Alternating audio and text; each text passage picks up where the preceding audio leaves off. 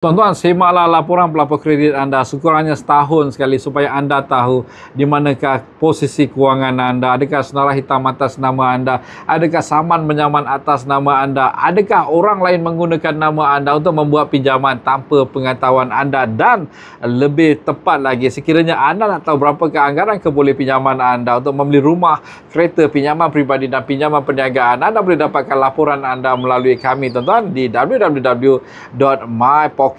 Masukkan info pendapatan dan komen membulanan. MyPocket akan mengunjurkan keboleh pinjaman semasa anda untuk membeli rumah, kereta, pinjaman peribadi dan pinjaman perniagaan. Tuan-tuan, hampir 4 tahun kami beroperasi, kami terima banyak permohonan dan kami terima banyak aduan nama dia digunakan oleh pihak lain tanpa pengetahuan dia, dan haruslah kita berhati-hati. Semak laporan pelapor kredit kita supaya kita tahu sekiranya ada orang lain menggunakan nama kita untuk membuat pinjaman ataupun nama kita telah pun disenarai hitam kerana ada sebarang pinjaman yang kita tidak perasan ataupun kita menjadi guarantor kepada orang-orang lain sebelum ini. Apa pun seperti biasa dengan MyLoan, pinjaman anda menjadi lebih mudah.